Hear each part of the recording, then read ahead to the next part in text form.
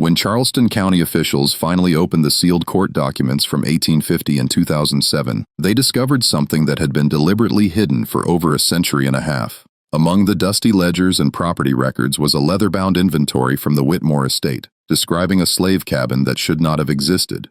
The cabin belonging to a woman identified only as Deline contained items that violated every law governing enslaved people in South Carolina. Books in 3 languages, including one on legal precedents, medical instruments of surgical quality, a writing desk with false compartments, and most disturbing of all, a collection of 37 letters written by prominent Charleston gentlemen, each one containing promises, confessions, or threats that could have destroyed reputations across the entire Low Country.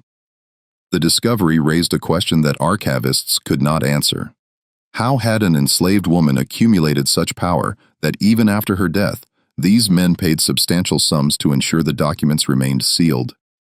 What they eventually pieced together from fragmented records and witness testimonies would reveal a story of survival so calculated, so ruthless in its brilliance that it challenged every comfortable narrative about slavery in the antebellum South. This is the story of a woman who turned her captivity into leverage, who weaponized desire and transformed beauty into the most dangerous currency in Charleston society. Before we descend into the shadows of that cabin and the web of secrets Deline constructed, we need your help to bring more buried truths to light. Subscribe to this channel, turn on notifications, and leave a comment telling us where you're watching from. Your engagement allows us to continue excavating the stories they tried to erase from history. Now let us return to a sweltering August morning in the South Carolina Low Country when everything appeared civilized and ordered, but underneath something was about to fracture. The Whitmore Plantation occupied 1,200 acres of prime rice-growing land 20 miles north of Charleston along the Cooper River. The fields stretched to the horizon, divided by intricate systems of dikes and canals that controlled the water flow essential for rice cultivation. In 1850, rice was white gold, and the Whitmore family had grown wealthy, extracting it from these fever-ridden lowlands through the labor of 206 enslaved people who worked waist-deep in water under a sun that could kill. The main house sat on the only elevated ground for miles, a 3-story structure built in the Georgian style with wide verandas designed to catch whatever breeze might offer relief from the suffocating humidity. Camellias and alas landscaped the grounds, their beauty carefully cultivated to suggest refinement and order. James Whitmore had inherited the estate from his uncle in 1846. At 42 years old, he was considered one of Charleston's most eligible widowers, his wife having died of yellow fever 3 years after their marriage, leaving him with no children and considerable property. He was handsome in the way Southern gentlemen were expected to be, tall and well-proportioned, with silver threading through his dark hair, and a manner that combined charm with an underlying sense of entitlement that comes from never having been denied anything. He served on multiple boards, hosted lavish dinners for Charleston's elite, and was known for his collection of rare books and his patronage of the arts. He attended St. Michael's Church every Sunday, sitting in the family pew that had belonged to the Whitmore for 3 generations. To anyone observing from the outside, James Whitmore embodied everything the South claimed to represent: grace, culture, prosperity, built on tradition. The enslaved population lived in 2 separate quarters. The field hands occupied rows of weathered cabins near the rice fields, crude structures that flooded during heavy rains and baked like ovens in summer. The house servants lived in somewhat better conditions behind the main house in a long building divided into small rooms. They received marginally better food, marginally better clothing, and worked under the constant scrutiny of the white family and their overseers. But there was one cabin that existed in its own category entirely. It stood alone, positioned between the main house and the quarters, as if occupying some liminal space between the world of the enslaved and the world of the enslavers. From the outside it appeared modest, a single-story wooden structure with a brick foundation and a shingled roof. But those who had been inside spoke of it in whispers.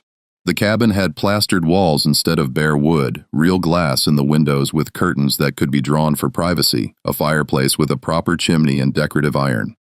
Furniture that belonged in a Charleston townhouse, not a slave dwelling, and most remarkably, a door with a lock.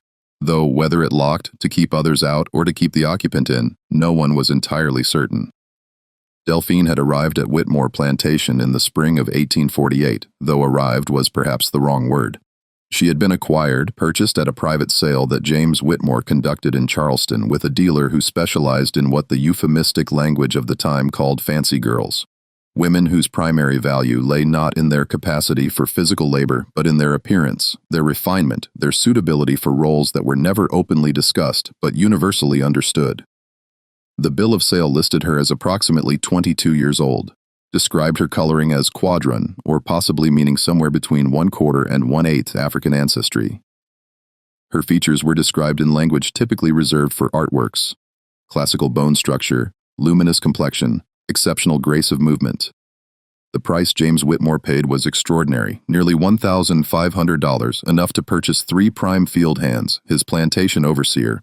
A brutal man named Taggart, who had worked rice plantations from the Santee to the Savannah, raised his eyebrows when he learned the amount, but said nothing. He understood what such purchases meant, what role such women were expected to fill. But Deline was not what James Whitmore expected, though it would take him months to realize how profoundly he had miscalculated.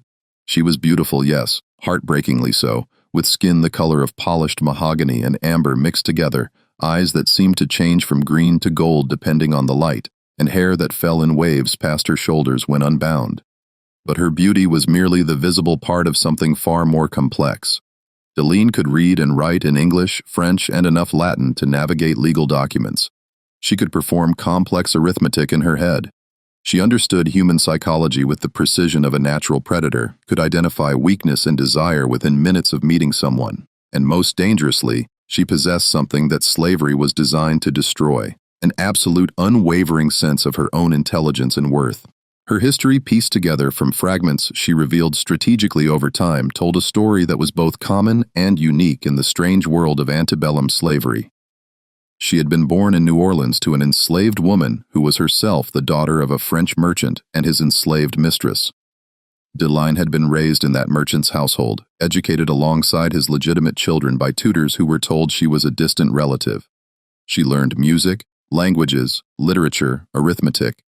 She attended the opera, walked in gardens, lived in luxury. Then the merchant died, and his legitimate heirs liquidated the estate to settle debts. Everything was sold, including the enslaved people who had been treated almost as family. Deline found herself at 16 years old standing on an auction block, her education and refinement serving only to increase her price to men who saw in her something they could possess that would reflect their own sophistication and power. She had passed through several owners before James Whitmore. Each experience had taught her something valuable about the men who bought women like her. They wanted beauty, yes, but they also wanted the illusion of choice, the fantasy that what was coerced was actually freely given. They wanted to believe themselves cultured and benevolent, not brutal. They wanted their power acknowledged, but never named directly. And most of all, they wanted their secrets kept. Deline learned to give them these things, but she also learned to extract payment for what was taken from her, not in currency that would be noticed, but in small accumulations of power that would matter later. Information, access, the ability to read documents left carelessly on desks, the knowledge of which men drank too much, which men had gambling debts, which men had fathered children they could not acknowledge, which men were one scandal away from ruin. When James Whitmore brought her to his plantation, he installed her in the cabin he had prepared, gave her better clothing than any enslaved person on the estate, ensured she received food from his own kitchen. He visited her 3 or 4 times a week, always after dark, always when the plantation had settled into sleep. He brought her gifts, books, because he knew she could read, jewelry, which she was allowed to wear only in the cabin, fine fabrics, French perfume. He spoke to her as if they were confidants, telling her about his business frustrations, his social ambitions, his disdain for certain neighbors, his complicated feelings about his late wife. He seemed to believe that because Deline had no legal power, she represented no threat, that she was a receptacle for his thoughts and desires, incapable of using what she learned. This was his first fatal mistake. Deline listened to everything. She remembered everything, and she began to build what would eventually become her insurance policy, her weapon, and ultimately her path to a form of freedom that James Whitmore could never have imagined. The other enslaved people on the Whitmore estate viewed Deline with complex emotions. Some resented her privileges, the food she ate, the clothes she wore, the fact that she did not work in the suffocating rice fields or scrub floors in the main house. They saw her as complicit, as someone who had chosen comfort over solidarity. Others pied her, understanding that what appeared as privilege was actually a different form of violation, that James Whitmore's visits were not gifts, but violence dressed in silk. But a few recognized something else. They saw the way Deline watched everything, how she asked careful questions, how she seemed to be collecting information the way others might collect shells on a beach. An older woman named Serafina, who had served in the main house for 30 years and had seen multiple generations of witters, approached Delphine one evening as she drew water from the well. "You playing a dangerous game, girl," Serafina said quietly, glancing around to ensure they were alone. "I seen women like you before, women who think they can outsmart masters. It never ends well."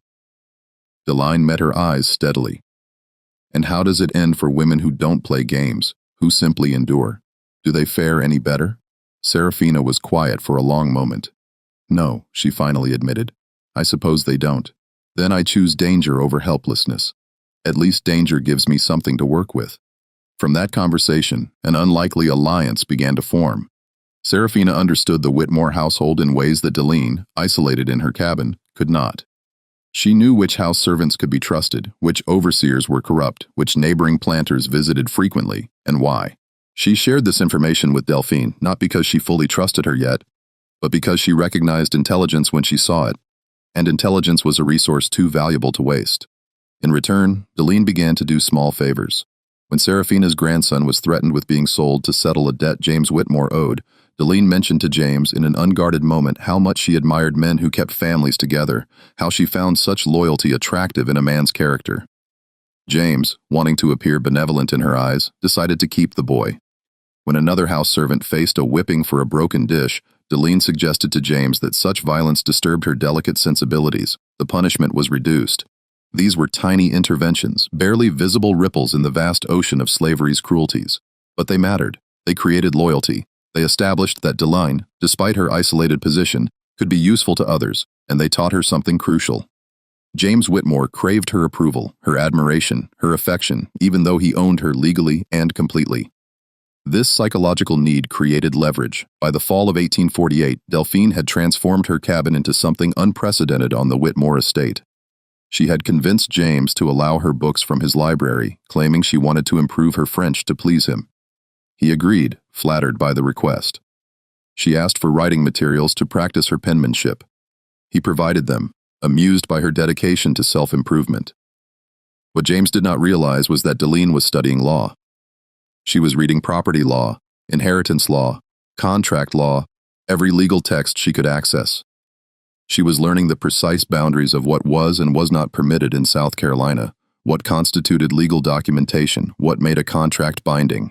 She was educating herself in the very system that enslaved her, looking for cracks, for vulnerabilities, for ways that knowledge could become power. And she was writing every night by candlelight. She documented everything James told her, every business deal, every debt, every grudge against his neighbors, every transgression, every secret. She wrote down the names of men who visited the plantation for purposes other than business. She noted dates, times, circumstances. She recorded conversations she overheard when serving drinks at dinner parties. James occasionally allowed her to attend, positioned as decorative servant rather than guest, but close enough to hear everything. She was building an archive, a collection of truths that powerful men desperately needed to keep hidden. On a humid evening in late October, James arrived at Delphine's cabin in an unusually agitated state. He poured himself whiskey from the decanter he kept there and drank it quickly, then poured another. "I have a problem," he said, not looking at her. "A significant financial problem."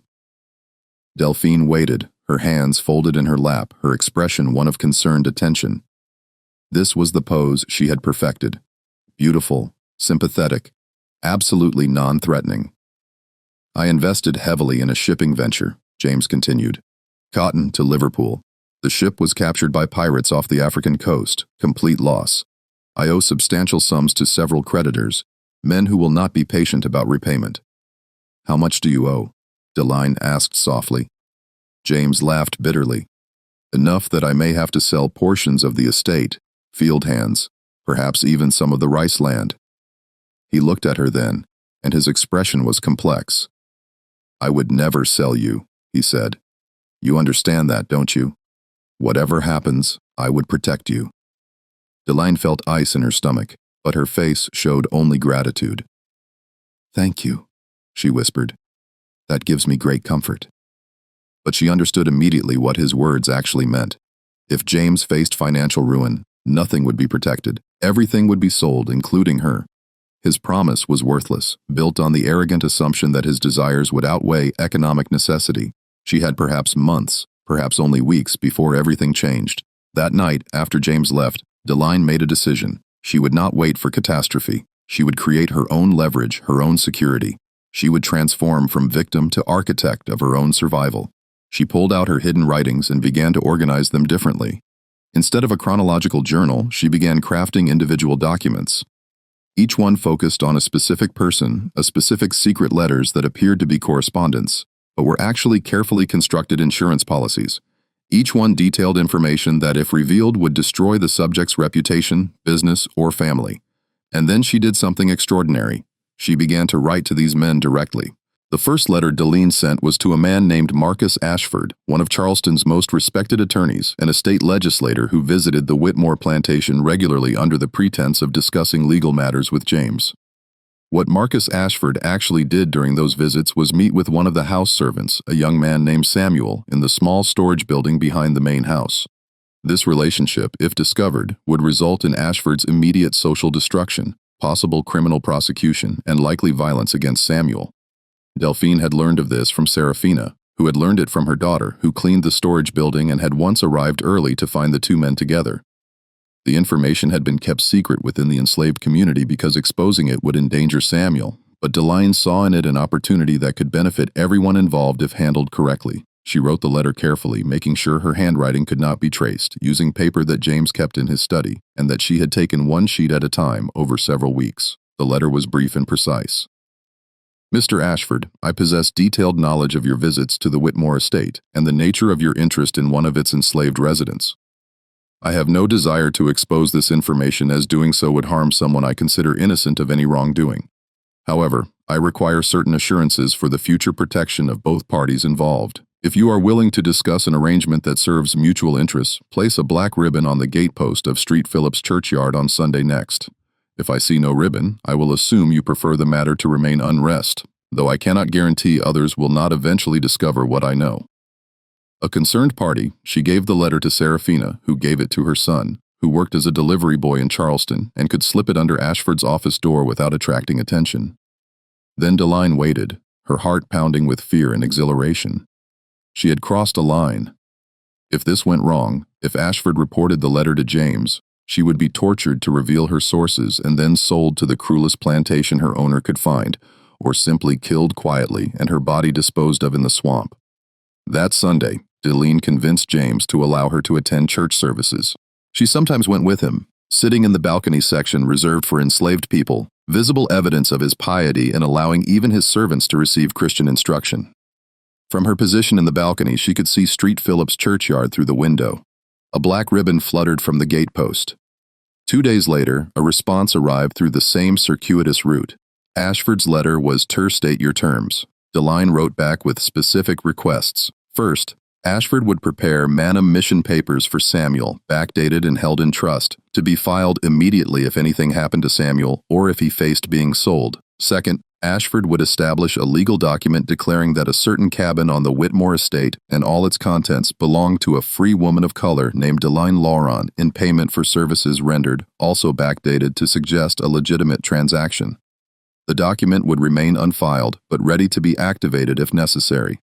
Third, Ashford would provide Delphine with information about Charleston's legal community, specifically which lawyers might be sympathetic to cases involving enslaved people and which judges could be influenced by scandal or pressure. In exchange, Deline would maintain absolute silence about Ashford's secret. Moreover, she would actively protect it, ensuring that no one else in the enslaved community spoke of what they knew. She would become his ally in maintaining the discretion that protected both Samuel and himself. Ashford agreed. He had no choice. Within 3 weeks, Deline possessed documents that, while not making her legally free, created the framework for potential freedom. More importantly, she had demonstrated that her strategy could work. She had transformed knowledge into leverage, had turned the vulnerability of a powerful white man into security for enslaved people. She repeated this pattern with 6 other men over the following year: a merchant who was embezzling from his business partners, a plantation owner who had forged documents to claim land that belonged to his brother, a banker who was conducting affairs with the wives of his clients, a minister whose sermons against sin concealed his own visits to Charleston's brothel. Each man received a letter. Each man made a choice to cooperate rather than risk exposure. Each man provided something valuable: legal documents, financial information, connections, protection. Deline was building a network, not of allies exactly, but of men whose self-interest aligned with her survival. She was creating a web of mutual assured destruction where her death or disappearance would trigger the release of information that would destroy multiple powerful people. She made sure each man understood this. Her silence was valuable only if she remained alive, safe, and in control of her archive. But she was also doing something more subtle. She was redistributing small amounts of power back to the enslaved community. Through her interventions, families were kept together who would have been separated. Punishments were reduced or eliminated. A few people received small amounts of money that allowed them to purchase their own freedom. A young woman who had been targeted by an overseer was transferred to work in Charleston for a household that treated enslaved people less brutally. These actions made Deline a figure of legend among the enslaved population of the Low Country. Stories circulated about the beautiful woman in the cabin who somehow had the power to change white men's minds, who could prevent sales and punishments, who seemed to operate by rules that did not apply to anyone else. Some praised her as a guardian angel. Others feared her as someone trafficking with dark powers. The truth was more mundane and more remarkable. She was simply more intelligent and more ruthless than the men who thought they owned her. James Whitmore remained oblivious to all of this. He saw what he wanted to see: a beautiful, educated woman who seemed grateful for his protection and attentive to his needs. He believed he had created the perfect arrangement, had found someone who combined refinement with availability, who could discuss literature and philosophy while remaining completely under his control. His blindness would prove catastrophic. In the spring of 1849, James's financial situation worsened dramatically. The debts he had mentioned to Delphine had grown, compounded by additional bad investments and a rice crop partially destroyed by unexpected flooding. Creditors were becoming insistent. James began selling property, first small parcels of land, then enslaved people he considered least essential to the plantation's operation. The atmosphere on the estate changed. Fear rippled through the quarters as families realized they might be separated. As people who had lived their entire lives in one place faced being sold to plantations in Georgia or Alabama or Mississippi, places so far away they might as well be different countries. The overseers became more brutal, as if violence could somehow stabilize a collapsing economic structure. One evening in April, James came to Deline's cabin and announced that he had received an offer from a Charleston gentleman named Beaumont Grayson. Grayson was wealthy, connected, and interested in acquiring certain specialized property from the Whitmore estate. James did not specify what property, but his meaning was clear. "He has offered $1,500, James said, avoiding Delphine's eyes. "It would resolve a significant portion of my immediate debts." Deline felt the floor seemed to tilt beneath her. This was the moment she had prepared for, but had hoped would never come. "You told me you would never sell me," she said quietly. "I said I would protect you," James replied. And now he looked at her directly. "Grayson is a gentleman. He would treat you well, better perhaps than I can at this point, given my circumstances. It would be a better situation for you." The rationalization was pathetic, but Deline recognized it for what it was. James, convincing himself that his financial necessity was actually benevolence, that selling her was somehow an act of care. "When?" she asked. "The transaction would occur in 2 weeks. Grayson is currently in Columbia, but will return to Charleston on the 23rd. He would collect you then and settle the debt." After James left, Deline sat in her cabin, surrounded by the books, the furniture, the comfortable prison he had created, and she felt something she had not allowed herself to feel in years. Terror. Not the constant low-grade fear that was part of existing as an enslaved person, but acute paralyzing terror that all her planning, all her careful construction of leverage, would be meaningless, because she would be removed from the network she had built, transported to a new location where she would have to start over with no resources and no time unless she acted immediately. Deline pulled out all her hidden documents and spread them across her table. She had letters implicating 7 men. She had legal papers prepared by Ashford that could theoretically establish her freedom, though they had never been tested in court. She had information about James Whitmore's finances that could destroy his remaining credit if revealed. And she had 2 weeks to transform all of this into actual salvation. She began writing letters, not to the men she had already ensnared, but to their associates, their business partners, their wives. She wrote to Beaumont Grayson himself, a letter that detailed certain financial improprieties of James Whitmore's that would make any property purchased from him potentially subject to creditor claims. She suggested that Grayson might want to reconsider any transactions until Whitmore's affairs were more thoroughly examined. She wrote to James's largest creditors, mentioning that she had personal knowledge of assets James had concealed from them, assets that could be seized to satisfy debts if they acted quickly. She provided just enough detail to be credible, but not enough to be easily verified, forcing them to investigate, creating chaos and pressure. And then she did something that would change everything. She sent a letter to the Charleston Mercury, one of the city's prominent newspapers. The letter, written anonymously, detailed a scandal involving multiple prominent Charleston gentlemen and their involvement in activities that violated both law and moral decency. It did not name specific names, but provided enough detail that anyone familiar with Charleston society would recognize the subjects. It suggested that more information existed and might be revealed if certain parties did not address their behavior. The letter created exactly the panic Deline intended. Charleston society, built on reputation and appearances, could not tolerate the threat of exposure. Men who had never met Delphine suddenly had reason to ensure she remained silent, and that meant ensuring she remained alive and satisfied. Within a week, received visitors, not at her cabin, which would have been too obvious, but through intermediaries. Serafina delivered messages. A visiting merchant passed a note while selling supplies to the plantation. A minister who came to preach to the enslaved population handed her a folded paper after his sermon. The messages all said essentially the same thing. Name your price for silence. Deline's response was consistent. I want nothing except to remain where I am, undisturbed and safe. The day I am sold, moved, or harmed, all information I possess will be delivered to parties who will make it public. Guarantee my security, and I guarantee your secrets. For most of the men, this was acceptable. Their self-interest aligned with her survival. But there was one man for whom this arrangement was intolerable: Beaumont Grayson. Grayson was not one of the men Deline had documented.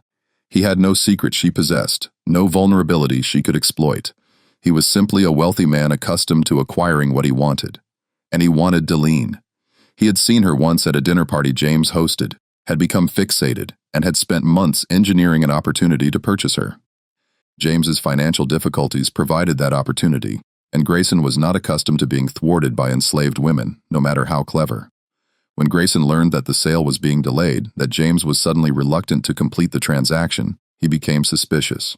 He began investigating, hiring people to ask questions, to track movements, to identify who might be interfering with his acquisition. And he was wealthy enough, connected enough, persistent enough to eventually trace certain letters back to their source. On the night of May 19, 1849, Beaumont Grayson arrived at Whitmore Plantation unannounced, accompanied by 3 men he employed for purposes that were never officially stated but widely understood. They were enforcers, men who solved problems through violence and intimidation.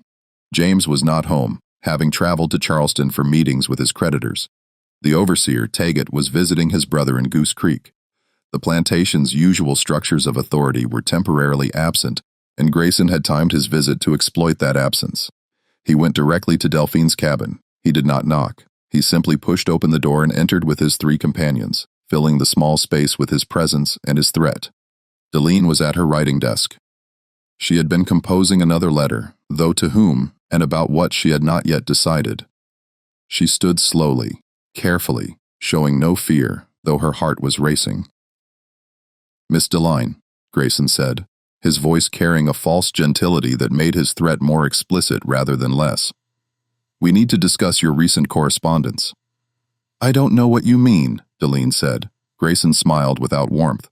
Let us not insult each other with pretense. You have been writing letters that have interfered with a business transaction I arranged with Mr. Whitmore, letters that have caused considerable inconvenience to several gentlemen of my acquaintance. This cannot continue. If letters have been written, they were not written by me. I am enslaved. I have no power to interfere with anything, and yet interference has occurred. Grayson moved closer. Here is what will happen. You will give me whatever documents you have hidden here. You will tell me who has been helping you, who has been delivering your messages, who has been providing you with information, And then you will come with me to Charleston tonight, and we will complete the transaction Mr. Whitmore and I agreed upon. If you cooperate, this will be unpleasant but survivable. If you do not cooperate, my associates will make you cooperate, and the process will be significantly more painful." Deline calculated rapidly. The men with Grayson were large, armed, and clearly experienced in violence. There was no physical escape. Screaming would bring no help. The other enslaved people would not dare interfere with white men, and the few white employees on the plantation at night would side with Grayson if they responded at all. Her only weapon was information, and Grayson was demanding she surrender it. She made a choice. "The documents are hidden," she said. "Not here. If anything happens to me, they will be found and distributed. But I can show you where they are if you give me your word that you will not harm me or anyone who helped me." Grayson considered this. "Show me the documents. Then we will discuss terms. The documents are in Charleston." Delphine lied smoothly. "Hidden in a location only I can access. You will need to take me there, but we should travel during daylight so no one questions the journey. We can leave in the morning." It was a delaying tactic, desperate and probably futile, but it gave her hours she would not have otherwise. Grayson studied her face, searching for deception, but Deline had spent years perfecting the art of appearing truthful while lying. "We leave at dawn," Grayson finally said. "You will remain here under guard tonight. If you have lied to me, if the documents do not exist or cannot be retrieved, you will regret it profoundly." He left one of his men outside her cabin and departed with the others. Deline was trapped, monitored, her carefully constructed security collapsing around her. She had perhaps 10 hours to devise a plan that would save her life. She sat at her desk and began to write one final letter. This one would go to Marcus Ashford, the attorney whose secret she had protected and who owed her his career and possibly his life. The letter was simple. "I am in immediate danger. If I do not return to the Whitmore estate by tomorrow evening, you know what must be done. Release everything." She slipped the letter under the door, hoping the guard outside would not notice in the darkness. She watched it slide across the porch and prayed that Serafina, who often woke before dawn to start kitchen work, would find it and understand its urgency. Then Deline did something she had not done since childhood. She prayed not to the Christian God that enslaving whites insisted was the only deity, but to the older gods, the ones her grandmother had whispered about, the ones that had survived the Middle Passage in the memories of people who refused to forget everything they had been before chains. She prayed to Erzuli, goddess of love and luxury and revenge. She prayed to Legba, opener of ways. She prayed to her own intelligence and courage, which seemed as divine as anything else in a world where survival required constant miracles. Outside, dawn approached, and with it, whatever fate Deline had written for herself through years of careful manipulation and desperate courage. Serafina found the letter just as the sky was beginning to lighten from black to gray. She was walking toward the kitchen house when she saw the folded paper on Delphine's porch, partially hidden under the edge of the steps. The guard Grayson had left was dozing against the wall, his head nodding forward. Serafina moved silently, a skill learned from decades of navigating white spaces where being noticed could be dangerous. She palmed the letter and continued walking as if nothing had occurred. In the kitchen house, away from any observers, she opened the letter and read it quickly. Serafina could read, though she hid this ability carefully. She had been taught by a previous Whitmore, an aunt of James's, who had held peculiar ideas about education and Christian duty before dying of consumption 30 years earlier. Serafina had kept the skill secret, knowing that literacy was simultaneously valuable and dangerous for enslaved people in South Carolina, where teaching slaves to read had been illegal since 1834. She understood immediately that Deline was in crisis. She also understood that the letter needed to reach Charleston before Grayson took Deline there, or whatever leverage Deline possessed would be neutralized. Serafina called her son Thomas, who worked as a stable hand and often ran errands to Charleston. She gave him the letter and specific instructions. "Deliver it to Marcus Ashford's office before 8 o'clock. Tell no one. Come back immediately." Thomas left within minutes, riding one of the plantation's horses and carrying a forged pass that Serafina had learned to create over the years. The pass identified him as running an urgent errand for James Whitmore regarding legal matters. It would satisfy any patrol that might question an enslaved man traveling alone at dawn. While Thomas rode toward Charleston, Deline sat in her cabin, aware that the guard outside was now awake and alert. She could hear him shifting position, clearing his throat, checking his pistol. The sun was rising, painting the sky in shades of orange and pink that seemed obscene in their beauty given the circumstances.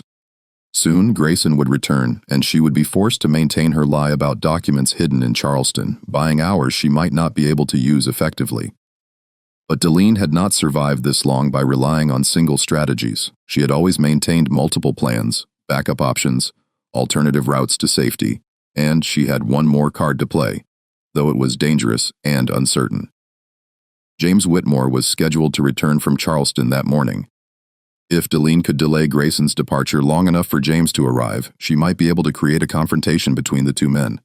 James's vanity and possessiveness meant he would not appreciate Grayson taking Delphine without his explicit permission, regardless of whatever agreement they had made. It was a slim hope, predicated on one man's wounded pride overcoming another man's determination. But it was something. When Grayson arrived with his 3 companions at 7 o'clock, Deline was dressed and waiting.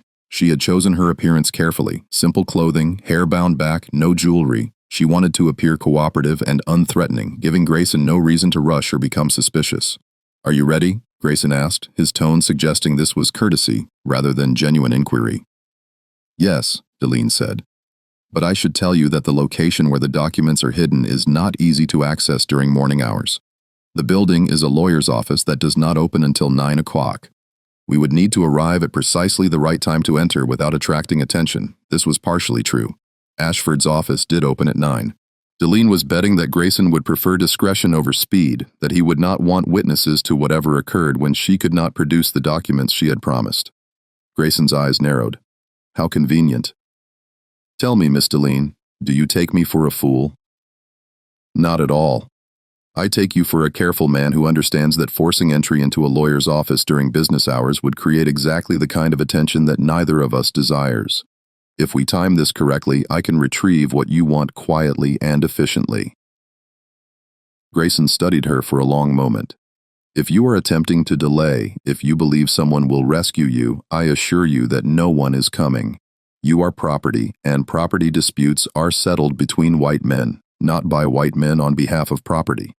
"I understand that completely," Deline said, "which is why I am cooperating." Grayson gestured to his men. "We will wait here until 8. Then we depart for Charleston.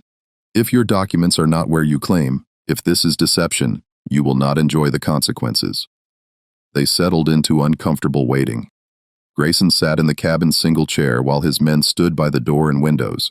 Deline remained on the edge of her bed, her hands folded, her mind racing through possibilities and calculations. Every minute that passed was a minute closer to James's potential return. A minute closer to Ashford receiving her letter. A minute closer to either salvation or catastrophe. At 7:45, one of Grayson's men stepped outside and then returned quickly. "Someone's coming." Carriage approaching from the main road. Grayson stood and looked out the window. Deline's heart accelerated. If this was James, if he had returned earlier than expected, the situation was about to change dramatically. The carriage came into view, and Deline recognized it immediately as James Whitmore's. He was returning from Charleston, though his timing seemed impossibly fortunate. Later, she would learn that Serafina had sent another message, this one, to James's hotel in Charleston, claiming an emergency at the plantation that required his immediate return. Serafina had gambled that James's need to maintain control of his property would override any other considerations.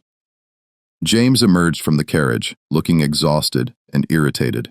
He walked toward the main house but stopped when he saw Grayson's horses tied near Delphi's cabin. His expression transformed from irritation to anger.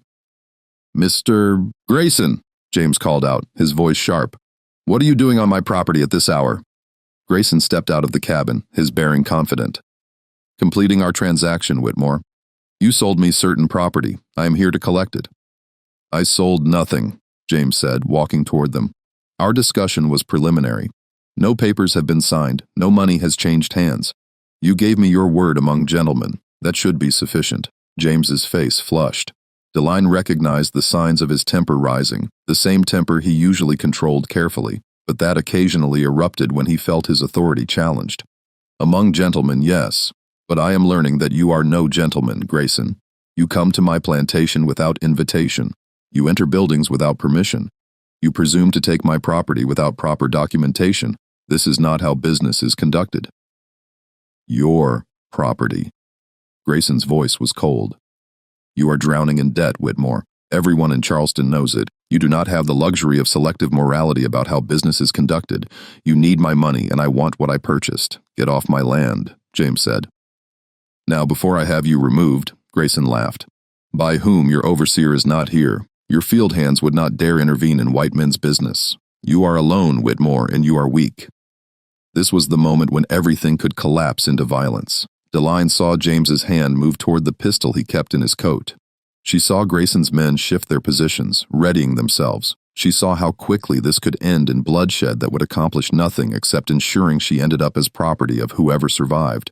She stepped forward, moving between the two men, a slave woman inserting herself into a confrontation between white men, an action so transgressive that both James and Grayson turned to stare at her in shock. Gentlemen, she said, her voice calm and clear, perhaps there is a solution that serves everyone's interests. Be silent, James snapped. This does not concern you. With respect, Mr. Whitmore, it concerns me entirely. I am apparently the subject of this dispute. She turned to Grayson. You want to acquire me because you believe I possess information that threatens you. But that information's value lies in its potential revelation, not in its suppression. If you purchase me, you control me physically, but you do not control what I have already set in motion. Grayson's expression was dangerous. Explain. Letters have already been written and placed with people I trust. If I disappear, if I am sold, if I am harmed, those letters will be delivered to their intended recipients. Your attempt to control me through ownership will fail, because the mechanism of revelation has already been established. Then I will simply kill you, Grayson said flatly. Dead people cannot trigger anything. Dead people trigger everything, Deline counted. My death would be the signal for my associates to act, and unlike me, they have no reason to maintain silence once I am gone. You gain nothing from my death except the certainty of your own ruin. James was watching this exchange with growing comprehension. What information? He demanded. What are you talking about? Delphine turned to him, and for the first time since arriving at his plantation, she allowed him to see her fully, not as the compliant, beautiful possession he had created, but as the intelligent, strategic survivor she had always been. I have been documenting certain activities, she said, not just yours, though I know more about your financial situation than you might prefer, but also the activities of several prominent Charleston gentlemen who have secrets they wish to protect. Mr. Grayson is concerned that his association with some of these gentlemen might become public knowledge. James looked at Grayson. What association? Nothing that concerns you, Grayson said tightly. But Deline continued. Mr. Grayson has been purchasing enslaved people who have witnessed certain activities and then transporting them to plantations in Cuba, where they can never testify about what they saw. He has been cleaning up evidence for men who engage in activities that South Carolina law prohibits. He has made himself indispensable to people who cannot afford exposure. The silence that followed was absolute. Grayson's face had gone white, then red. James was staring at both of them, trying to process information that reconfigured everything he thought he understood. You are lying, Grayson finally said. Am I? Then why are you here at dawn with armed men demanding to take an enslaved woman you supposedly purchased through proper channels? Why not simply arrive with documentation and collect your property through normal means? Because you know that I have evidence that threatens your entire operation. Grayson moved toward her, his hand reaching for her throat, but James stepped between them. Whatever else James Whitmore was, whatever cruelties he had committed or enabled, his possessiveness was absolute. No one touched what belonged to him without permission. Touch her, James said quietly, and I will kill you. She is lying, Grayson repeated. She is an enslaved woman spreading falsehoods to avoid being sold. Perhaps, James said, but she is my enslaved woman, and if she is spreading falsehoods, I will address it. You will leave now. Our transaction is canceled. Grayson looked between them, calculating. He was outnumbered in terms of local authority. James might be weak financially, but this was his land, his county. If violence erupted, the law would favor the local plantation owner over a Charleston merchant, regardless of the circumstances. And Deline's claims, whether true or false, had introduced doubt that could be dangerous. This is not finished, Grayson said. I will pursue satisfaction through proper channels. I welcome it, James replied. File whatever complaints you wish with whatever authorities you prefer, but leave my property now." Grayson and his men departed, their horses kicking up dust as they rode toward the main road. James watched until they were out of sight, then turned to Deline with an expression she had never seen before, uncertainty mixed with something that might have been fear. "Come with me to the house," he said. "We need to talk." In James's study, with the door closed and no servants present, he poured himself bourbon, though it was not yet 9 in the morning. He drank it quickly, then poured another before speaking. "Tell me everything," he said, "and do not lie to me. I believe I have earned honesty at this point." Deline made a decision. She had gone too far to retreat into deception now. Either James would accept what she had done and find a way to accommodate it, or he would destroy her. There was no middle ground left. "I have been documenting information about various men," she said, "creating an archive of their secrets. I did this to protect myself, to ensure that I could not be easily sold or disposed of without consequences. You blackmailed them. I protected myself using the only resources available to me. You call it blackmail, I call it survival." James sat heavily in his chair. "How many men?" 7 directly, several others indirectly through their associations, including me. "Including you?" He laughed, a sound without humor. "What do you have on me that I would fear? Your financial manipulations? The fact that you have been moving enslaved people off the estate books to hide them from creditors while still using their labor? The forged documents you used to claim your uncle's estate when his actual will specified different beneficiaries? The fact that you murdered your wife?" The room went absolutely silent. James's face lost all color. "I did not murder Charlotte," he said, but his voice was hollow. "You gave her increased doses of laudanum over several months, slowly poisoning her, while physicians attributed her decline to melancholia. You did this because she had discovered your financial frauds and threatened to inform her father, who would have destroyed you socially and financially. I found letters," she wrote to her sister. "Letters you thought you had burned. One survived, hidden inside a book in your library. I have it." James stood, walked to the window, stood there with his back to her for a long time. When he finally spoke, his voice was quiet. "Why tell me this now? You have just given me every reason to kill you because we have reached a point where pretense is no longer useful to either of us. You cannot sell me because doing so will trigger the release of information that will destroy you. You cannot kill me for the same reason. But you also cannot continue as you have been because I will no longer participate in the fiction that I am simply your property. Grateful for your attention. Then what do you propose? I propose an arrangement.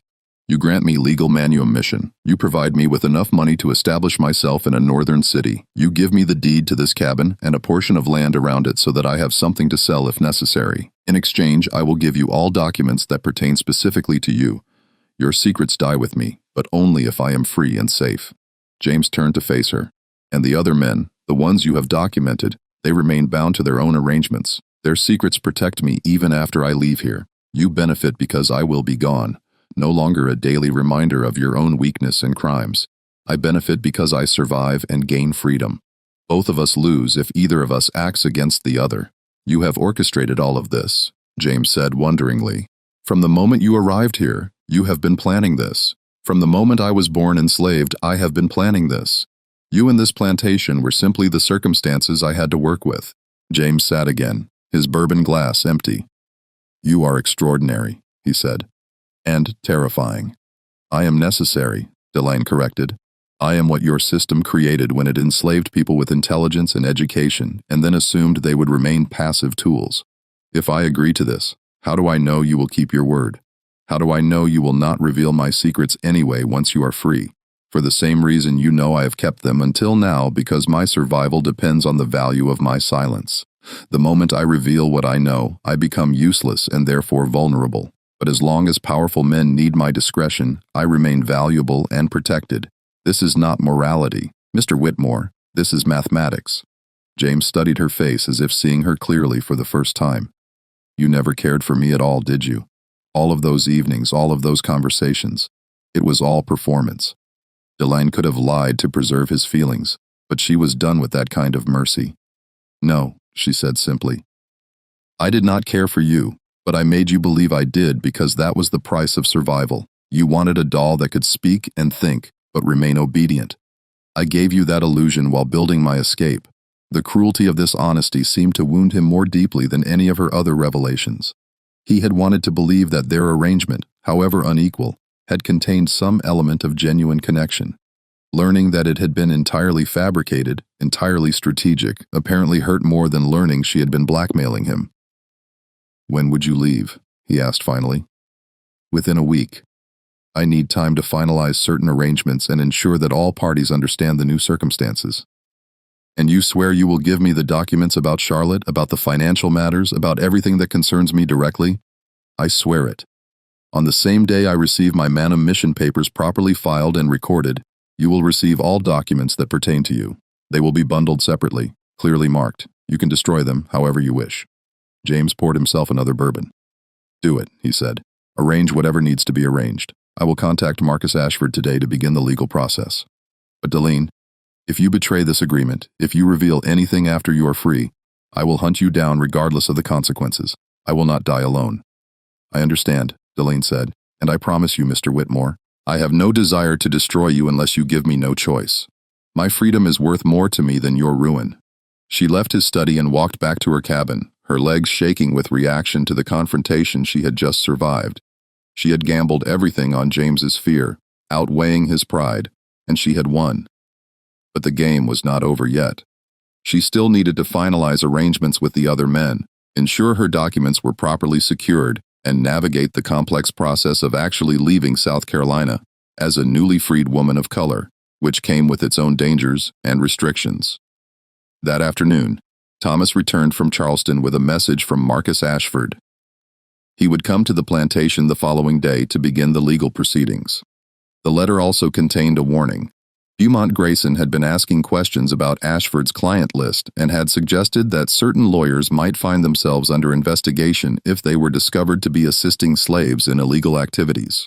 The threat was clear. Grayson had not accepted defeat. He was attempting to cut off Deline's support network to isolate her before moving against her again. She had perhaps days before he found a way to neutralize her protections. Deline sat in her cabin that evening surrounded by her documents, her archive of secrets, the paper weapons she had forged from observation and intelligence. She had set liberation in motion, but she was not free yet.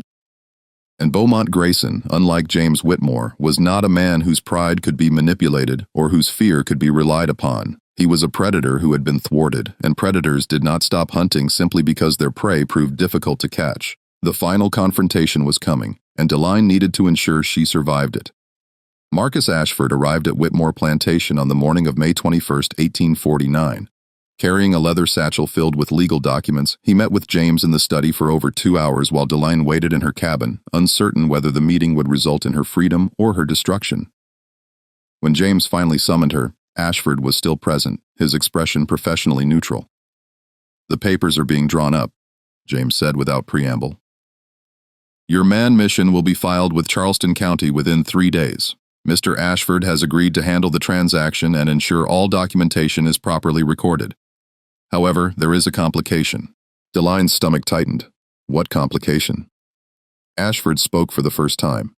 "South Carolina law requires that any enslaved person granted freedom must leave the state within 1 year, or risk being re-enslaved. Additionally, there are substantial taxes and fees associated with manumission designed to discourage the practice. Mr. Whitmore will need to pay approximately $400 in various charges to complete your freedom legally." $400 was a fortune, more than most free people of color earned in 2 years. Deline looked at James, who was studying papers on his desk, to avoid meeting her eyes. "I will pay it," James said. "Consider it the final price of my own freedom from this arrangement. But understand, Deline, that once these papers are filed, you will have 1 year to leave South Carolina. If you remain beyond that time, you can be arrested and re-enslaved by anyone who claims you. The law is designed to ensure that free people of color do not establish themselves in this state." "I understand," Deline said. "I will leave within the month." "There is one more matter," Ashford interjected. "Mr. Beaumont Grayson has been making inquiries. He has suggested to several people that you may have been involved in illegal activities, specifically extortion and theft of documents from white citizens. If he can convince a magistrate to issue a warrant, you could be arrested before your manumission is finalized. At that point, the legal process becomes considerably more complicated. This was the danger Deline had anticipated. Grayson was trying to destroy her through legal mechanisms before she could escape his reach. How long do I have before he can secure a warrant? Unknown. It depends on whether he can find a magistrate willing to act on accusations against an enslaved woman without substantial proof. Most judges would dismiss such claims as beneath their attention, but Grayson is well-coned and persistent. You have days, possibly as much as a week, but not longer. Deline made a decision. Then we move forward immediately. File the papers today. I will leave South Carolina as soon as the documents are recorded, even if it means departing before the week is out. Ashford nodded. I will expedite everything possible. But Miss Deline, you should know that Mr. Grayson has also been investigating me. He knows about certain arrangements I have made on your behalf. If he exposes those arrangements, I could face disbarment and possibly criminal charges for aiding in what he would characterize as your extortion activities. He will not expose you, Delphine said with certainty, because doing so would require him to explain how he knows about our arrangements, which would lead to questions about his own activities. He is trapped by the same logic that traps everyone else in this web. Mutual assured destruction protects us all as long as no one panics and breaks the pattern. Over the following 3 days, Deline worked frantically to finalize her escape. She met secretly with Serafina and the other enslaved people who had helped her, explaining what was happening and ensuring they understood how to protect themselves after she left. She gave Serafina a set of documents carefully selected to contain information that could be used to protect the enslaved community, but nothing that would directly implicate them in Delphine's activities.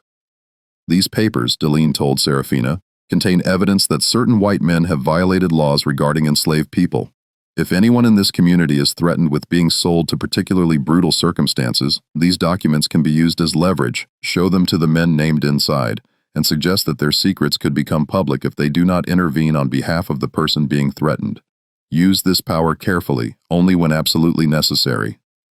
Serafina took the documents with trembling hands. You are giving us a weapon. I am giving you the same weapon I used. Information carefully deployed. It will not end slavery. It will not make anyone truly free, but it might save a few lives, keep a few families together, reduce a few sufferings. That is all I can offer. It is more than anyone else has given us, Serafina said. May God protect you wherever you go. Deline also settled accounts with the 7 men she had documented. She met with each one, either in person through carefully arranged encounters or through intermediaries, and delivered the same message. Her silence would continue as long as she remained alive, safe, and undisturbed. She provided each man with proof that documents still existed beyond what she was carrying, documents that would be released if anything happened to her. She was creating redundancy, ensuring that her protection outlasted her presence in South Carolina. On May 24th, Marcus Ashford returned to the plantation with the completed Manum mission papers. They were elaborate documents filled with legal language and official seals, but the essential meaning was simple. Deline was no longer property. She was legally free, though hedged about with restrictions and obligations that demonstrated how thoroughly South Carolina feared free black people. James signed the papers without ceremony. He did not look at Delphine during the process, as if by refusing to acknowledge her directly, he could pretend this was simply another business transaction rather than the conclusion of a relationship that had defined 2 years of his life. In exchange, Deline delivered to him a sealed packet containing all documents that pertained specifically to his crimes, evidence of his wife's murder, records of his financial frauds, letters documenting his illegal concealment of enslaved people from creditors. James took the packet and immediately fed it into the fireplace in his study, watching the papers curl and blacken. "We are concluded then," he said, still not looking at her. "We are concluded," Delphine confirmed. "I will leave tomorrow morning." That night, Deline packed her belongings. She had accumulated surprisingly little during her time at the plantation: a few dresses, some books James had given her, the writing desk that had been both her tool and her salvation. She packed carefully, knowing that everything she took needed to fit into the 2 bags she could carry, that her life was compressing down to what could be physically transported. She also burned documents, the copies she had kept of letters sent to various men, the drafts of correspondence, the notes and observations that had built her archive. She kept only the essential documents, her Manum mission papers, letters of introduction Ashford had prepared, and a small selection of papers that still provided leverage if she needed it. Everything else turned to ash, eliminating evidence that could be used against her. As she worked, she heard a knock on her cabin door. She opened it to find Catherine Whitmore's daughter, Anne, standing uncertainly on the porch. Anne was 13 years old, a shy girl who had always seemed uncomfortable with the plantation system but lacked the power or courage to resist it. "Miss Deline," Anne said quietly, "I heard you were leaving. I wanted to say goodbye." Deline was surprised. Anne had never spoken to her before, except in the formal, distant manner expected between white children and enslaved adults. "That is kind of you, Miss Anne. Is it true that you will be free, that you are really leaving?" "It is true." Anne looked down at her hands. "I am glad. I do not think what Father did was right. Keeping you here, making you, I am glad you are escaping." The girl's awareness, her moral discomfort touched something in Deline. "Miss Anne, can I give you some advice?" "Yes, please." "When you are older, when you have power of your own, remember what you witnessed here. Remember that systems that give absolute power to some people over others create suffering and corruption. Whatever you do with your life, do not participate in such systems. Resist them where you can, refuse them where you must." Anne nodded solemnly. "I will remember, I promise." After the girl left, Deline sat alone in the cabin, thinking about the strange conversation. Anne would grow up to inherit some portion of her father's wealth built on slavery. The girl's good intentions would likely dissolve when faced with the material benefits of participating in oppression. But perhaps, Deline thought, perhaps Anne would be different. Perhaps witnessing Delphine's resistance would plant a seed that would grow into something meaningful. It was a small hope, probably futile, but Deline had learned to find value in small hopes. At dawn on May 25th, Deline left Whitmore Plantation for the final time. Ashford had arranged for a carriage to take her to Charleston, where she would board a ship heading north to Philadelphia. Several enslaved people came to see her off, including Serafina, who embraced her with tears streaming down her face. "Remember us," Serafina whispered. "Remember what you saw here. Tell people what slavery really is, not the lies they tell about happy servants and benevolent masters." "I will remember," Delphine promised. "I will tell the truth. That is the only weapon I have left." The carriage journey to Charleston took 3 hours. Delphine watched the landscape pass, the rice fields stretching endlessly, the moss-draped trees, the waterways that crisscrossed the low country like veins carrying the lifeblood of the plantation economy. She was leaving this world, but it would never leave her. It was written into her bones, her memories, her understanding of human capacity for both cruelty and survival. In Charleston, Ashford met her at the docks. He had booked her passage on a merchant vessel leaving that afternoon, a ship captained by a Quaker who was willing to transport free people of color without excessive questioning or harassment. The passage cost $75, nearly all the money Delphine had managed to save and acquire through her various arrangements. "Once you reach Philadelphia," Ashford told her, "contact the Anti-Slavery Society. They have people who help free people of color establish themselves, find work, find housing, find safety. And Miss Deline, be careful. The Fugitive Slave Act means that even in northern states, people can be kidnapped and returned south. Keep your manumission papers with you always and trust no one completely." "I learned that lesson years ago," Delphine said. "But thank you for the reminder and for everything else. You could have refused to help me. You could have protected yourself by exposing me. You chose differently, and I am grateful." Ashford smiled sadly. "You saved my life and Samuel's life. Helping you was the least I could do. But I also helped you because what you did was extraordinary. You turned nothing into something, powerlessness into power. You beat a system designed to destroy you. That deserves to be honored, even if it can never be publicly acknowledged." They said goodbye on the dock, and Deline boarded the ship. As it pulled away from Charleston, she stood at the rail and watched the city recede. She felt no triumph, no joy, only exhaustion and a strange emptiness. She had won, but the victory felt hollow. She was free, but 2 out of 5 people remained enslaved at Whitmore Plantation. She had saved herself, but she had not changed the system. The ship sailed north, and Deline spent the voyage writing. She documented everything: the plantation system, the methods of control, the psychology of enslavers, the strategies of survival employed by enslaved people. She wrote about James Whitmore and Beaumont Grayson and all the other men who had believed their power made them invulnerable. She wrote about Serafina and Thomas and Samuel and everyone else who had helped her escape. She was creating a record testimony that would survive even if she did not. But Delphine's story was not over because Beaumont Grayson had not given up. 3 days after Deline departed Charleston, Grayson discovered that she had been manumitted and had left South Carolina. His rage was apparently spectacular, resulting in property damage to his own office and threats against everyone he believed had assisted her. He demanded that authorities pursue her for theft and extortion, but his demands were met with bureaucratic indifference. Deline was legally free and had broken no laws that South Carolina courts recognized. Enslaved people blackmailing their owners was not a crime the legal system was designed to address, because acknowledging such cases would require admitting that enslaved people possess the intelligence and agency to manipulate their masters. But Grayson was not constrained by legal niceties. He hired men to travel north, offering substantial rewards for information about a free woman of color, matching Deline's description. He sent letters to contacts in Philadelphia, Baltimore, New York, and Boston, describing her and suggesting that she had stolen property that needed to be recovered. He was attempting to create a network that would eventually locate her and bring her back south, legally or otherwise. Delphine learned of this through the network she had established. Letters reached her in Philadelphia, forwarded through circuitous routes, warning her that Grayson was hunting her. She responded by disappearing. She changed her name, altered her appearance, moved to a different city. She stopped writing letters to anyone in South Carolina, cutting all connections that could be traced.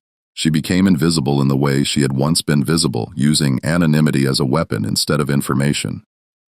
For 2 years, Grayson searched, and then, in the spring of 1851, he stopped.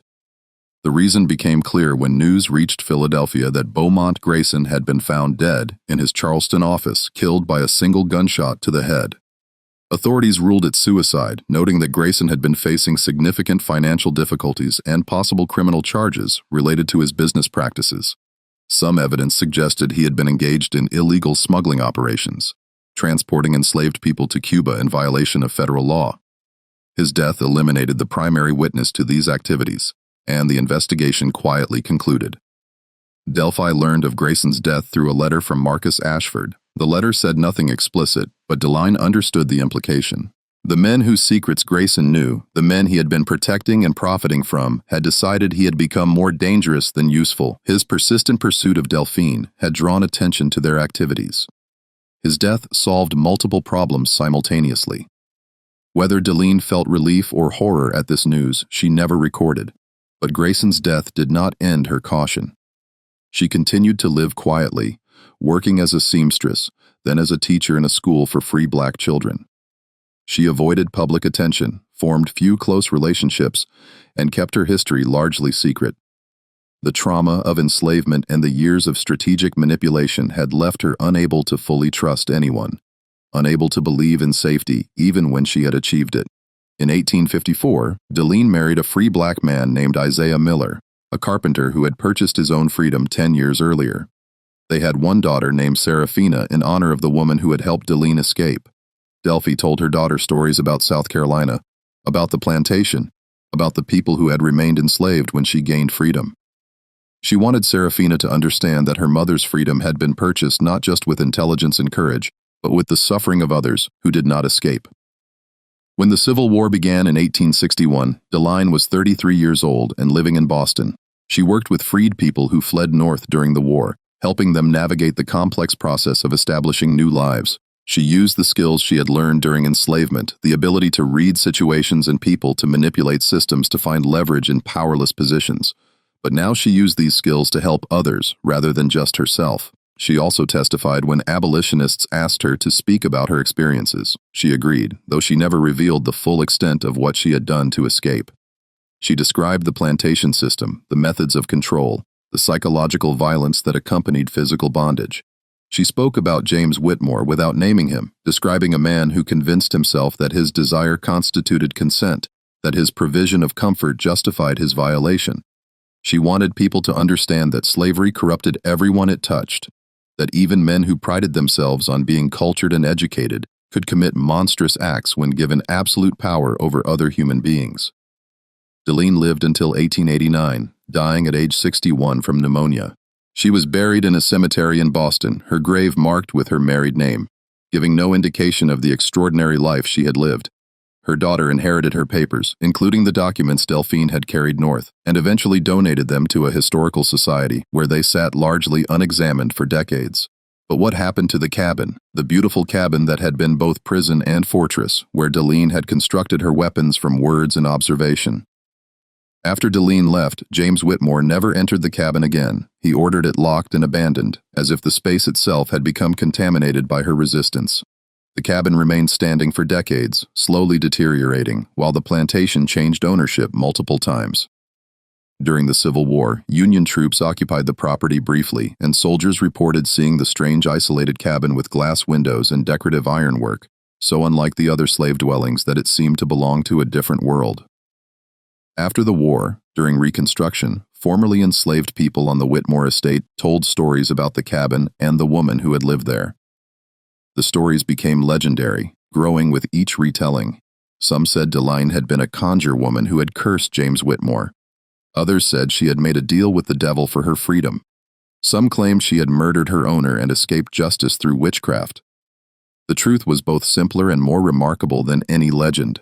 She had been an intelligent woman who refused to be destroyed, and who used the only weapons available to her. In the early 20th century, the Whitmore estate was subdivided and sold. The main house was demolished. The rice fields were abandoned to swamps and forest.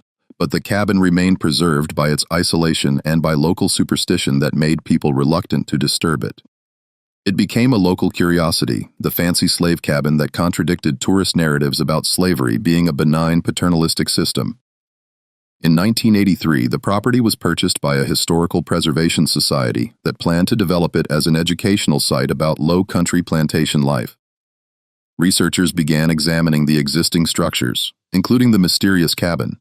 What they found inside changed historical understanding of slavery in profound ways. The cabin's floor had been carefully constructed with false boards that created hidden compartments. When these compartments were discovered and carefully opened, researchers found documents that had been hidden there for over a century. Letters, ledgers, legal papers, all documenting the lives and crimes of prominent Charleston families. Some of the documents proved financial frauds. Others revealed relationships and arrangements that violated law and social norms. A few documented violence against enslaved people that had never been prosecuted or even acknowledged. But most significant was a leather-bound journal written in 3 languages. The journal's author identified herself only as Dee, and she documented her enslavement at what was clearly the Whitmore plantation. But unlike most slave narratives, which focused on suffering and eventual escape, this journal was a manual. It explained how to gather information, how to identify vulnerabilities in white owners and their associates, how to create leverage from powerlessness, how to construct networks of mutual protection, how to survive with dignity and intelligence in a system designed to destroy both. The journal became known as the Deline document, though researchers debated for years whether that was actually her name or a pseudonym. It was revolutionary in its implications because it demonstrated that enslaved people were not simply victims enduring suffering until white abolitionists freed them. Some were active resistors, strategic thinkers, people who fought back using psychological warfare and information control when physical resistance was impossible. The documents were initially sealed by court order at the request of descendants of the families named in the papers. They argued that revealing century-old scandals would constitute unfair damage to their reputations. The case went through various legal challenges for 24 years before the documents were finally made fully public in 2007. When historians began analyzing the complete archive, they pieced together Deline's full story. They identified James Whitmore through property records and death certificates. They tracked Beaumont Grayson's business dealings and suspicious death. They found Marcus Ashford's legal filings and connected them to Deline's manumission. They discovered that several prominent Charleston families had been paying annual sums to an unnamed free woman of color for decades after the Civil War. Payments that continued until her death in 1889. Payments that seemed designed to maintain someone's silence. The discovery reshaped historical understanding of slavery in several ways. It demonstrated that enslaved people's resistance took forms far more sophisticated than previously acknowledged. It showed that the system of slavery was more fragile than enslavers wanted to admit. Vulnerable to intelligent opposition even from people with no legal power. And it proved that some enslaved people survived not through submission or good fortune, but through strategic brilliance and calculated manipulation of the very people who claimed to own them. The cabin was eventually restored and opened to the public as part of a museum dedicated to telling more complete and honest histories of slavery. Visitors walk through the small space and see the decorative ironwork, the glass windows, the furniture that seems too refined for a slave dwelling. They learn about Deline and how she transformed this cabin from a prison into an intelligence headquarters, how she weaponized beauty and education and observation into tools of survival. Tour guides explain that the cabin represents something uncomfortable but important, that slavery was not simply a system of physical brutality, though it was certainly that. It was also a system of sexual violence, psychological manipulation, and complex power dynamics that enslaved people navigated with varying degrees of success. Some survived through submission, others through resistance, and some, like Delphine, through a combination of apparent cooperation and hidden defiance. If you want to explore more stories like this, stories about resistance and survival that challenge comfortable narratives about American history, consider subscribing to The Sealed Room. We dig into the archives that institutions wanted to keep sealed. Uncover the voices that were deliberately silenced and tell the stories they never wanted you to hear. These histories are uncomfortable, but understanding them is essential for understanding how we got here and where we need to go. The Deline document itself remains in climate-controlled storage at the Charleston Historical Society, though portions have been digitized and made available online. Scholars continue to study it, finding new layers of meaning and strategy. Some historians have noted that Deline's methods, her use of information as currency and leverage, her creation of networks based on mutual interest rather than trust, her strategic deployment of truth and silence. These strategies anticipated modern intelligence operations by decades. She was not a spy in any formal sense, but she understood intelligence tradecraft instinctively, learned it through necessity, perfected it through practice. She demonstrated that the powerless are not helpless, that intelligence and will can sometimes triumph over structural violence, and that survival itself can be a form of resistance. But there is darkness in this story too. Darkness we need to acknowledge. Deline saved herself by making deals with evil men, by protecting their secrets, by prioritizing her own survival over broader justice. She used information about crimes and abuses as bargaining chips rather than exposing them to destroy the system. In this way, she participated in maintaining the silence that allowed slavery to continue, even as she personally escaped it. This moral complexity is important. Deline was not a hero in the simple sense. She was a survivor who made impossible choices in an impossible situation. She used the only tools available to her. And those tools required collaboration with people whose secrets should have been exposed, whose crimes should have been punished. But judgment is easy from a position of freedom. What would any of us do if our choices were enslavement or compromise? Who among us can honestly say we would choose differently? The cabin stands today as a testament to human resilience and human complexity. It reminds us that resistance takes many forms, that survival strategies can be as sophisticated as any military campaign, and that the people we were taught to view as passive victims were actually active agents in their own stories, making choices and creating possibilities within brutal constraints. But it also reminds us that slavery corrupted everything it touched. Deline's brilliance was forged in hell. Her strategic genius was a response to being treated as property. The skills that saved her should never have been necessary because the system that required them should never have existed. Her survival was a victory, but it was a victory that left scars that came at terrible cost, that required sacrifices and compromises that haunted her for the rest of her life. The most haunting item found in that cabin was a small wooden box hidden beneath the floorboards. Inside were locks of hair tied with different colored ribbons. Research suggested these were from other enslaved people on the plantation. People Delphine had known, people who had remained behind when she escaped. Each lock was labeled with a name and a date. It was a memorial, a way of remembering people who would never be officially remembered, whose names would never appear in histories, whose lives would be forgotten by everyone except this one woman who refused to forget. This is what slavery did. It created situations where the only way to survive was to leave others behind, where saving yourself meant accepting that others would not be saved, where freedom came with guilt because it was partial, individual, incomplete. Deline carried that guilt for 40 years after her escape. The locks of hair in the wooden box prove she never forgot the price of her freedom, never stopped mourning the people she could not save. And perhaps that is the real lesson of the cabin, the true reason we need to tell this story. We need to remember not just the brilliance of Delphine's escape, but also the tragedy that her escape was necessary, that her intelligence was forged in bondage, that her survival required skills no one should need to develop. We need to honor her while also acknowledging the horror of the system that created her story. The cabin remains standing because it tells truths that architecture cannot lie about. You cannot look at those glass windows, that decorative iron, that furniture, and maintain comfortable fictions about slavery being a simple matter of field labor and ignorant workers. The cabin forces confrontation with the reality that slavery encompassed sexual violence, that it created complex power dynamics, that it involved sophisticated forms of control and resistance that rarely appear in sanitized historical accounts. What they discovered inside South Carolina's most beautiful slave woman's cabin was not treasure or luxury. They discovered evidence of a war fought with words and information instead of weapons. They discovered proof that enslaved people were far more than the system tried to reduce them to. And they discovered a truth that remains uncomfortable even now: that survival in evil systems sometimes requires compromise with evil, and that we cannot judge those compromises from positions of safety that victims never enjoyed. Deline's story is not a happy story. It is a story of survival, resistance, intelligence, courage, compromise, guilt, and unhealed trauma. It is a story that complicates our understanding of slavery while also deepening it.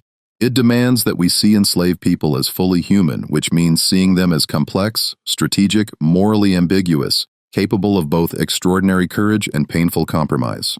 The cabin stands as a memorial to that complexity, and as long as it stands, Deline's voice continues to speak across centuries, reminding us that the people who were written out of history were never silent. They were simply unheard until, unheard until, unheard until, unheard until, unheard until, unheard until, unheard until, unheard until, unheard until.